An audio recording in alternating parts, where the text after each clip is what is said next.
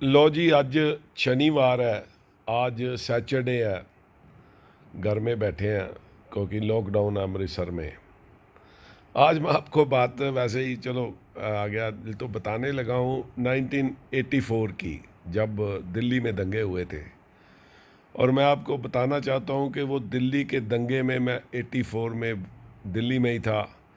और मैंने बड़ी मुश्किल से भाग कर वहाँ पे अनंत पर्वत, ज़रा मेरी टाइम हो तो बात सुनिएगा, तो आपको बहुत अच्छी लगी। बहुत इंटरेस्टिंग बात मैं आपको एक बताऊंगा।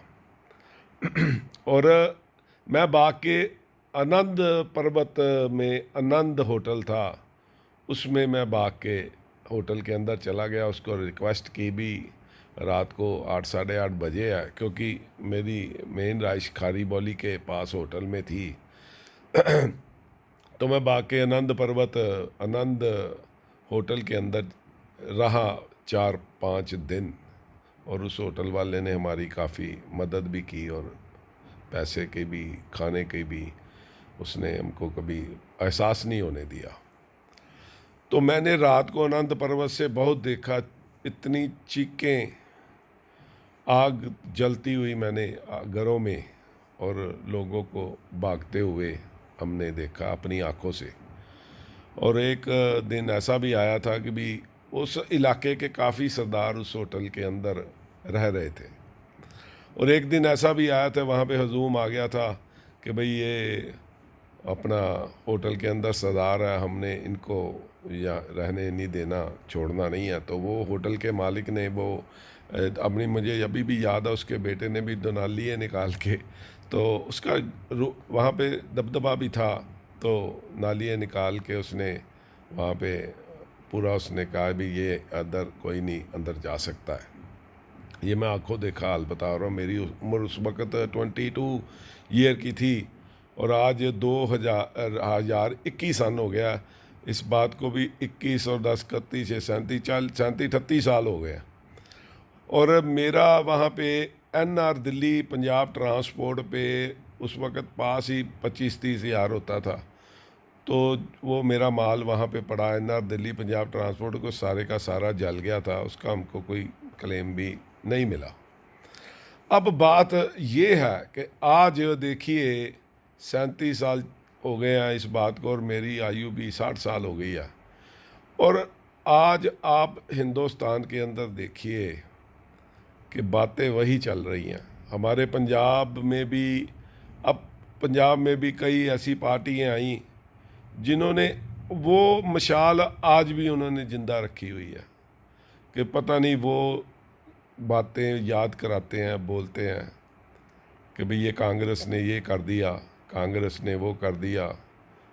भाई ये सरदार लोग जो हैं, भाई कांग्रेस को वोट ना दीजिए या करिए। देखिए, मेरा कोई आज दिन तक कोई इसी पार्टीबाजी से ताल्लुक़ नहीं है।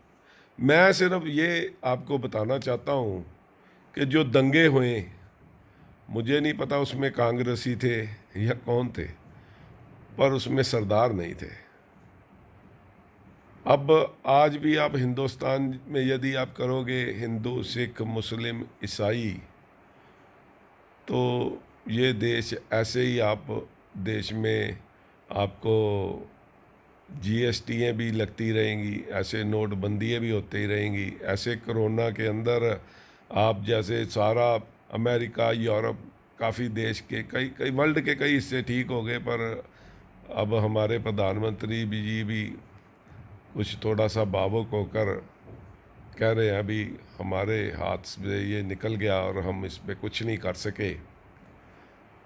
तो इसके थोड़े दिन पहले वो आपने देखा ही होगा कि बहुत बड़ी बड़ी रैली कर रहे थे, जो फिर कई बार यहाँ ये चीज़ें टीवी पे आ चुकी हैं, मैं आपको दोबारा नहीं बताना चाहता। आज भी इस देश के अंदर यदि देखा जाए तो गुजरात में यदि दंगे हुए, उसमें मुसलमान भी मरे, अपना हिंदू भी मरे। कारण आज दिन तक हम ढूंढ नहीं पाए हैं, पर मशाल हमने जला के रखी हुई है। ये मशाल अब बुझा दीजिए। हिंदू सिख मुस्लिम ईसाई छोड़ के सबसे पहले हिंदुस्तानी बनिए। भारतवासी बनिए। फिर सोच के देखना कि हमने 75 साल में क्या खोया, क्या पाया। पाया यही हमने कि हमारा कोई भी बच्चा, चाहे वो पॉलिटिशियन, बड़े से बड़े पॉलिटिशियन का हो, चाहे वो किसी साहूकार का हो, चाहे किसी गरीब का हो, वो देश में रहने के लिए तैयार नहीं है। जब से देश आज़ाद हुआ है, हमने तब की भी बात देख लीजिए, चाहे आज से 20 साल पीछे चले जाइए, 30 साल पीछे चले जाइए, तब भी बच्चे हिंदुस्तान में रहना नहीं चाहते थे। उसमें से 5-7% लोग थे। आज 100% बच्चा, यदि ये मैं गलत बोल रहा हूँ, 9814055065 मेरा नंबर है, तो मुझे बताइएगा।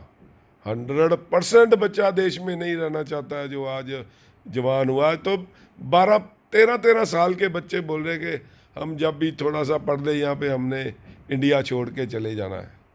किनकी गलती ये हैं? ये किनकी गलती हैं?